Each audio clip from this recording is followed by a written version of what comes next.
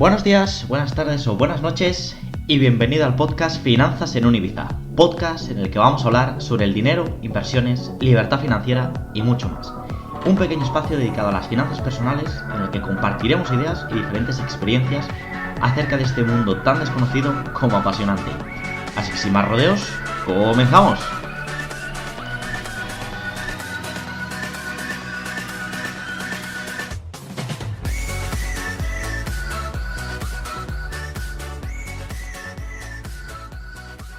Muy buenas y bienvenidos a un nuevo capítulo del podcast Finanzas en un Ibiza. Hoy en concreto, este fue uno de los primeros episodios que pensé en lanzar en su momento, pero bueno, al final pues fueron surgiendo otros que creo que merecían estar en un puesto un pelín más prioritario, y eso no quiere decir obviamente que este no tenga importancia, pero sí que es cierto que después de todos los temas que hemos ido trabajando, es uno de los que a lo mejor sea más informativo que una experiencia inversora o que a lo mejor alguna de las entrevistas. De todas formas, para los que ya venís siguiendo también un poco el podcast desde hace tiempo, al final hablar desde Finanzas en Ibiza de los mejores inversores de la historia también es un poco como a quien le guste el fútbol y no sepa quién es Messi o Pelé o quién ha sido Maradona. Hay que tener en cuenta quiénes han sido los grandes referentes dentro del mundo de la inversión para replicar cuáles han sido sus estrategias y seguir su camino, teniendo en cuenta que bueno, pues son para muchos de ellos épocas diferentes, y creo que vamos a ir para adelante con un capítulo muy interesante. Luego, por otro lado, he intentado recabar el máximo de información posible sobre cada uno de los diferentes personajes que voy a analizar en el capítulo de hoy. Y sinceramente me ha dado un poco de rabia. Me ha dado un poco de rabia porque al final he seleccionado los 7 que creo que más podían destacar por diferentes eventos por los que pasaron, o simplemente porque su historia es un poquito la más llamativa o porque son los más conocidos. Y al final os diré también que estuve mirando unos cuantos que creo que incluso pudiera ser interesante volver a trabajar en algún capítulo posterior, porque también creo que tienen grandes lecciones. Y dicho esto, vamos a empezar. Si alguien quiere saber sobre quién vamos a hablar en el día de hoy, tenemos por delante a Benjamin Graham, a Warren Buffett, a John Bogle, a Peter Lynch, a Charlie Munger, a George Soros y a John Templeton. Como os digo, estuve mirando algunos más, como por ejemplo Ray Dalio o Paul Tudor Jones, Geraldine Weiss. Había algunos, la verdad que bastante interesantes, pero vamos a, sobre todo, trabajar hoy estos primeros.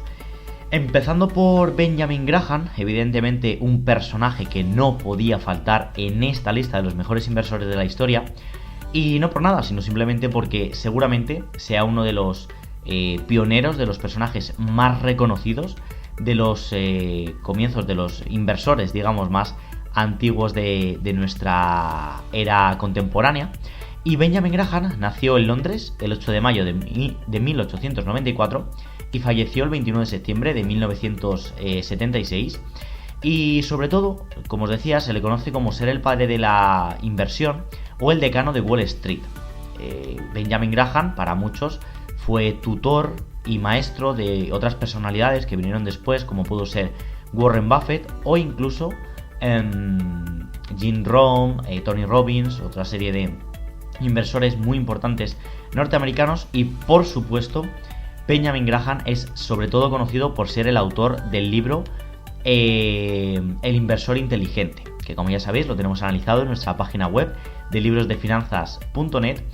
Y como os decía, Benjamin Graham, aunque pueda ser de esos autores, fijaros, ¿no? Ya hace como 50 años más o menos que Benjamin Graham, pues evidentemente no está entre nosotros, pero sí que sus lecciones, sobre todo dentro de lo que es el value investing, esa inversión en valor, fueron muy significativas, y el preludio a luego pues toda la demás bibliografía y todo el demás conocimiento que se ha ido generando en base a esta modalidad de inversión.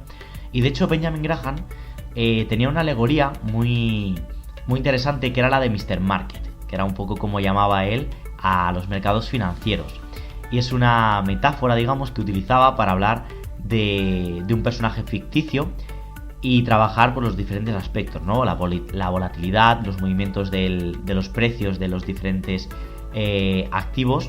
Y al final, pues como os digo, Benjamin Graham estableció las bases que toda persona que se interese por la inversión en valor, es decir, por comprar empresas con una proyección a futuro importantes, tiene que pasar por manos de Benjamin Graham y al menos su libro El inversor inteligente. Más allá de eso, Benjamin Graham también tuvo grandes títulos como por ejemplo la interpretación de estados financieros, World Commodities y World Currency y las memorias del decano de Wall Street, que es otro de los grandes libros que nos dejó como legado Benjamin Graham. Acto seguido, por supuesto, vendría Warren Buffett, otra persona que no podía faltar en esta lista, tal vez porque seguramente cuando hablemos de inversión o cuando hablemos de la bolsa de valores o cuando hablemos del mercado financiero norteamericano, Warren Buffett es sin duda una de las primeras personas que nos va a venir a la cabeza, y en este caso apodado por supuesto como el oráculo de Omaha.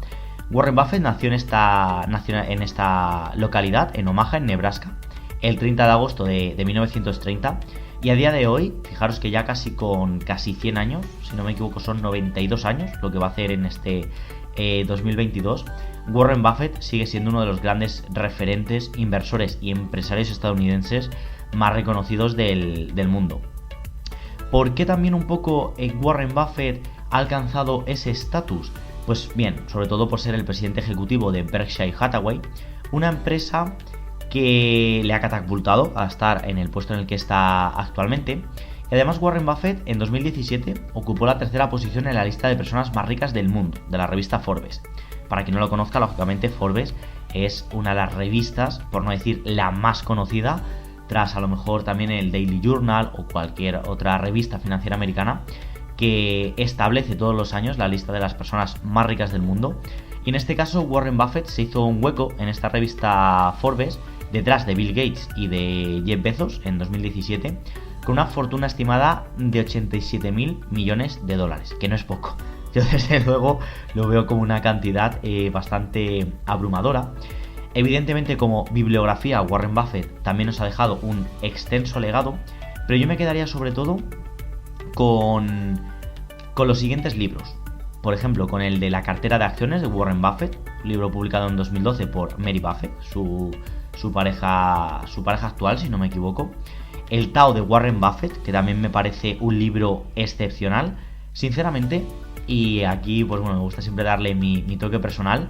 Es un libro que es bastante cortito y bastante caro para lo corto que es, pero creo que las lecciones que tiene de Warren Buffett es bastante importante o bastante por lo menos interesante de leer. Todavía no es un libro que tengáis dentro de la página web de librosdefinanzas.net, pero bueno, intentaré haceros un resumen o un pequeño extracto de ese Tao de Warren Buffett. Y luego también otro libro muy interesante, que es el de Warren Buffett y la interpretación de estados financieros, que también creo que se pueden extraer muchas conclusiones, porque Warren Buffett también es un gran referente dentro de la inversión en valor. Gente que quiera invertir a medio o largo plazo en empresas, digamos, estables, pues tiene en Warren Buffett un grandísimo referente. Y también quería hacer aquí una pequeña pausa para contaros que el otro día estaba en redes sociales, ¿no? Estaba con TikTok, para ser más exactos, y me salió un pequeño vídeo de Warren Buffett. Y os lo voy a contar porque creo que la lección que deja es llamativa, cuanto menos. Estaba en una universidad americana y cogió a toda la gente que estaba, claro, imaginaros, ¿no? Warren Buffett, una de las personas más ricas del mundo, y llegó y les dijo: antes de salir de clase quiero que todos me digan cuál es el coche que van a querer, y yo voy a sacar de mi dinero personal y se lo voy a comprar y mañana lo van a encontrar en su puerta. Claro, a todo esto todo el mundo empezó a pensar seguramente en superdeportivos, en coches un poquito más de lujo, y antes de terminar Warren Buffett dijo lo siguiente: dijo, solamente quiero que tengan en cuenta una cosa, que el coche que yo les vaya a regalar mañana es el único coche que van a poder tener en toda su vida. ¿Y por qué me llamó mucho la atención? Porque a fin de cuentas era una forma de resumir bastante bien la filosofía de inversión de este personaje norteamericano, que daba por lo menos o invitaba a la reflexión. Al igual que muchas veces pues pensamos en resultados rápidos, siguiendo la charla que daba Warren Buffett en esta pequeña conferencia de la Universidad Americana, Seguramente todos, pues eso, pensáramos en un superdeportivo, pero ya cuando te dicen que es para toda la vida, a lo mejor te empiezas a replantear en algo más estable, algo más conservador, algo realmente duradero. Y eso es algo similar a lo que Warren Buffett establece en su filosofía de inversión, y igual, ¿no? Anima un poco a la gente a que compre activos que vayan a mantener para toda la vida. No tanto a lo mejor dejar de lado la especulación o la compra y venta rápida o ese trading a lo mejor con penny stocks, y empezar a pensar un poquito más eso en el largo plazo y en generar una cartera de inversión rentable, pues a lo mejor a 50 años vista o más. Y me llamaba la atención, quería dejároslo también en el capítulo de hoy. Antes de pasar al siguiente personaje que tenemos por delante, que es John Bogle, que de hecho también, bueno, John Clifton Bogle, que muchas veces lo habréis visto como John C. Bogle, pues que sepáis que la C es de Clifton. Para mí también es un personaje muy significativo, que nació en Montclair el 8 de mayo de 1929 y falleció en enero de 2019. Entonces, he aquí el primer dato que llama la atención porque, por ejemplo, ¿no? Cuando yo empecé a interesarme por el tema de los mercados financieros, de la inversión, de las finanzas personales, John Bogle todavía, pues bueno, contaba entre nosotros y era uno de los grandísimos referentes, y desafortunadamente pues hace ya 3 añitos que no está entre nosotros, pero aún así creo que ha dejado grandes lecciones también para retomar en el medio y largo plazo. ¿Y por qué fue conocido sobre todo John Clifton Bogle? Pues por ser el fundador del grupo Vanguard. Y para quien no lo conozca, Vanguard es la gestora de fondos indexados número 1 a día de hoy. Los fondos indexados, vuelvo a recapitular para quien no lo sepa, también he hablado de ellos en episodios previos, es un modelo de inversión pasiva en el cual tú puedes comprar una cartera de acciones que replique un índice, que puede ser un índice tecnológico, el índice americano, un índice europeo. A fin de cuentas, lo que viene a ser es agrupar un conjunto de acciones o de las acciones con mayor capitalización de un sector concreto o de un país concreto para ser rentables igual en el medio o largo plazo. ¿Qué sucede dentro de la filosofía de inversión de John Bogle? Pues sobre todo destaca porque es fundamentalmente pasivo, es decir, es una cartera que te va a permitir dormir a pierna suelta, que te va a permitir seguramente desentenderte durante largos periodos de tiempo y aún así seguir teniendo un retorno positivo de tu dinero. John Bogle también fue un autor que superó el billón de dólares americanos dentro de su patrimonio, y antes de retirarse en 1999 nos dejó el legado, aparte de muchísima bibliografía, 2 libros que creo que merece también la pena nombrar, que son El pequeño libro para invertir con sentido común, resumido en nuestra página web de librosdefinanzas.net, y un segundo libro que es el de Cómo invertir en fondos indexados con sentido común, que todavía no lo tenéis revisado, pero no os voy a engañar, le tengo muchas ganas, seguramente sea uno de los próximos para que tenga en mi lista de lectura, sobre todo para seguir aprendiendo cómo gestionar y cómo crear una cartera de gestión pasiva realmente ganadora. Y pasamos al cuarto personaje, también alguien fundamental dentro de los mayores inversores de la historia sobre todo, hay muchos norteamericanos, ¿no? Pero dentro de ese listado de grandes inversores de la historia, que sería Peter Lynch. Peter Lynch fue conocido sobre todo por ser el director, el creador de Fidelity Magellan Fund, consiguiendo una rentabilidad durante un periodo de tiempo bastante largo, me parece que fueron 20 años si no me equivoco, una rentabilidad por encima del 29%, superando al SP500, que es el índice de referencia americano.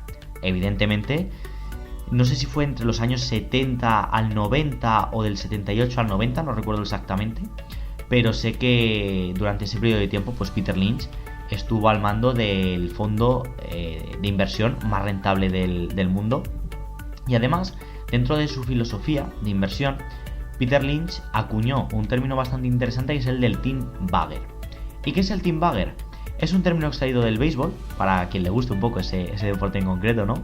Y que consiste en tener una modesta cartera de acciones, pero que te llega a conseguir unos rendimientos 10 veces superior a la media. Es decir, se trata de encontrar acciones con un rendimiento medio, pero con una proyección muy alta. Evidentemente igual, siempre pensando en el value investing y en la inversión a largo plazo, Y Peter Lynch también nos ha dejado en su legado libros tan importantes como por ejemplo Un paso por delante de Wall Street o Batiendo a Wall Street. Luego también hay otro que se llama Learn to Earn, pero creo, si no me equivoco, si no, pues buscarlo, pero juraría que este último libro, el de Learn to Earn, está solamente disponible en inglés.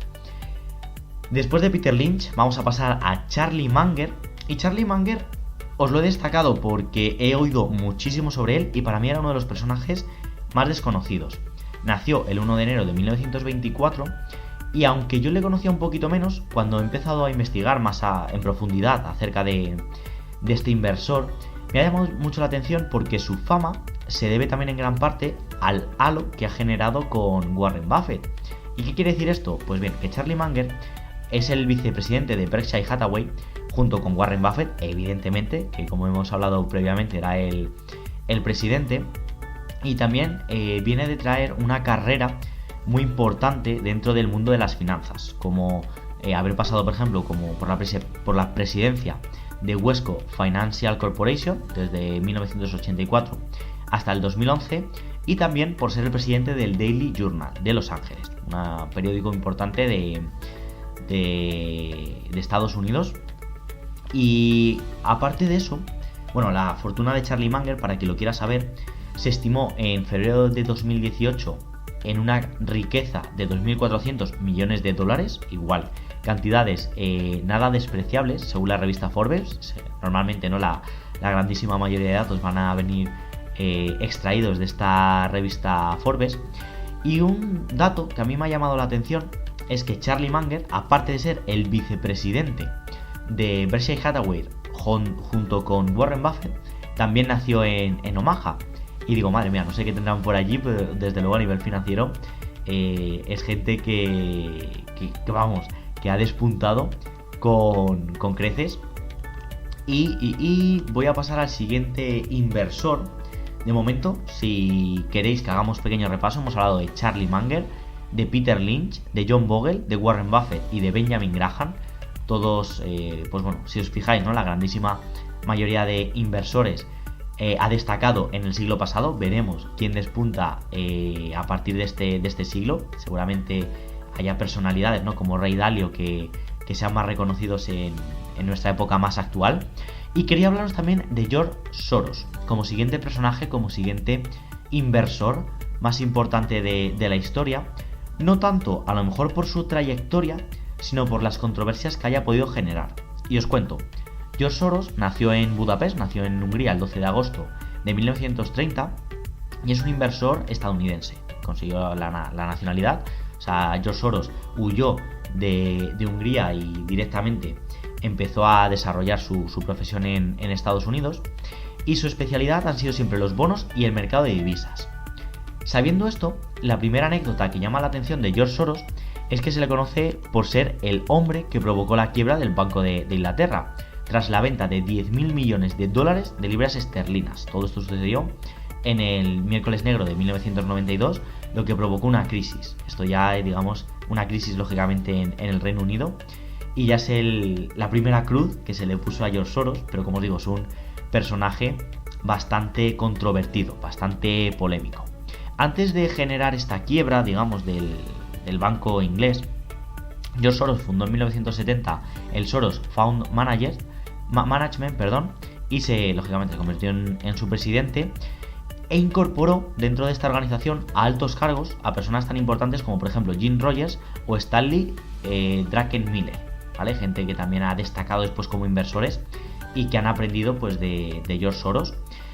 Y dicho esto, voy a pasar un poco a comentaros cuál es la polémica y cómo me enteré yo también un poco de estas diferentes polémicas. Igual en TikTok, para quien lo quiera ver en la cuenta de librosdefinanzas.net, publiqué una pequeña frase de diferentes inversores o de diferentes personajes que tenían algo que aportar, digamos, una de esas frases más llamativas, y una de ellas fue de George Soros. Y para mi sorpresa, yo lo he dicho, creo que es un personaje muy interesante a tratar. Creo que una persona que ha sido capaz de quebrar el Banco de Inglaterra tiene seguro que lecciones interesantes que darnos, no digo si buenas o malas, sino por lo menos interesantes, y vi que empezaba a haber muchas críticas, ¿no? De George Soros es un radical, George Soros es un conspiranoico, George Soros, pues, bueno, una serie de comentarios que me llamaron la atención.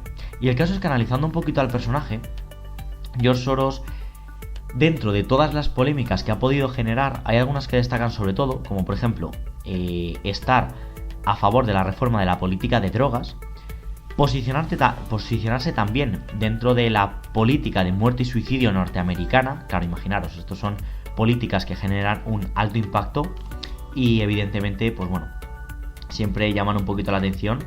Y también porque George Soros ha sido un férreo opositor al Brexit, ¿vale? Imaginaros, ¿no? Después de quebrar a la cosa de unos 30 años el Banco de Reino Unido, el Banco de Inglaterra, encima es un férreo opositor al Brexit. Pues podéis haceros a la idea de que evidentemente pues George Soros tiene más que vetada su estancia en el Reino Unido, y me llamó bastante la atención. Para quien lo quiera estudiar, ya os digo que George Soros es un personaje, aparte de interesante, bastante polémico. Y ahora bien, dentro de toda la bibliografía que nos ha podido dejar en su legado, George Soros lógicamente destaca en gran parte por toda su polémica política, pero a mí hay un libro en concreto que sí que me llama la atención, que es el de la alquimia de las finanzas. Luego aparte, pues como os digo, tiene otros pues libros publicados como La crisis del capitalismo, o Soros en Soros, o Abriendo el sistema soviético, que por cierto, ahora que estamos con esa invasión entre Rusia y Ucrania, George Soros también digamos que se ha posicionado fuertemente por una de las dos partes, y eso pues le ha generado recelos por la parte contraria. Y aquí tenéis pues alguien digno de estudiar. Yo sobre todo me quedo dentro de todo su conocimiento dentro del mercado de divisas, para quien quiera operar pues es un poquito en Forex, o incluso aplicar los conocimientos de George Soros dentro del mundo de las criptomonedas. Y dicho esto, vamos a pasar al último personaje que tenemos en el día de hoy, y como os digo, me da rabia que se hayan podido quedar fuera algunos, como por ejemplo Francisco García Paramés, que es un inversor español, y también le quise tener en cuenta, pero bueno, tenía que sintetizar para adaptarme a esos 25 o 30 minutos de capítulo. Como os digo, si hay algún personaje en concreto que os llame la atención, siempre os animo y os invito a que lo podáis dejar en comentarios. Y vamos a finalizar en el capítulo de hoy con Sir John Templeton. ¿Quién es Sir John Templeton? Vale, pues primero fue un personaje que nació el 29 de noviembre de 1912 y falleció el 8 de julio del 2008, y fue un financiero multimillonario estadounidense nacionalizado británico. Y dentro de la filosofía de John Templeton, que por cierto, quien quiera echarle un ojo, yo le conocí gracias al libro Dinero, domina el juego de Tony Robbins, en el que en uno de los capítulos realiza varias encuestas a varias personalidades del mundo de las finanzas norteamericanos, y Sir John Templeton era uno de aquellos que aparecía, y a mí me llamó bastante la atención. Antes de fallecer, pues bueno, quiso concederle esta entrevista también al autor norteamericano. Y dentro de la historia de Sir John Templeton destaca porque en sus orígenes él compró 100 acciones de todas las empresas que cotizaban en la bolsa de Nueva York por menos de $1, ¿vale? Las conocidas como penny stocks, creando una cartera de 104 empresas. Y al cabo de 4 años, los resultados, digamos que hizo como un pequeño estudio, ¿no? Y al cabo de esos 4 años, de las 104 empresas que compró, pues 34 habían quebrado por completo, perdiendo todo su dinero, pero las otras 66 habían crecido significativamente, lo que le permitió multiplicar su capital por 4. Y de esto, ¿qué lecciones se pueden extraer de Sir John Templeton? Pues bien, lo primero, la diversificación como factor fundamental dentro de nuestra cartera de inversiones. Y ya hablamos también de un libro muy conocido, que es el de la cartera permanente de Harry Brown, en el que es importante, en función del periodo económico en el que nos encontremos, poder decantarnos por un tipo de activos o por otro.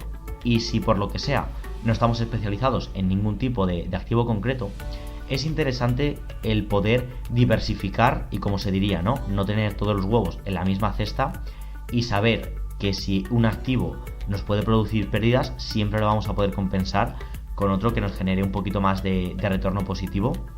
Y por último, de la bibliografía que nos ha podido dejar Sir John Templeton, tenemos libros tan interesantes como Riches for the Mind and Spirits y Faithful Finance. Yo os digo la verdad, he encontrado muy poquita bibliografía de Sir John Templeton en español, la gran mayoría está en inglés, pero bueno, quien domine bien el idioma y quiere echarle un ojo, ya os digo que merece la pena, sobre todo para entender su modelo de inversión y cómo también, pues bueno, llega a ser una de las personas más ricas del mundo. Y por mi parte, chicos, hasta aquí. Espero que os haya gustado el capítulo de hoy. Como os digo, un capítulo diferente a estos últimos que veníamos teniendo con entrevistas, experiencias inversoras, etcétera, etcétera. Y quería incluirlo porque ya os digo que estaba en mi mente desde principios del podcast. Lo que pasa que, bueno, pues han ido anticipando otros capítulos muy interesantes. Como os decía, como siempre, os animo a que me escribáis tanto por libros de finanzas como por Finanzas en Ibiza, por donde más os guste. Y si queréis una segunda parte de este capítulo, hablando de esos personajes que se han quedado fuera de esta lista, que me lo hagáis saber. Y si llegamos antes de los 52 episodios a tener un capítulo disponible, no tengáis ninguna duda de que vamos a seguir hablando de las grandes personalidades de la inversión de la historia. Por mi parte nada más, un abrazo fuerte, nos vemos.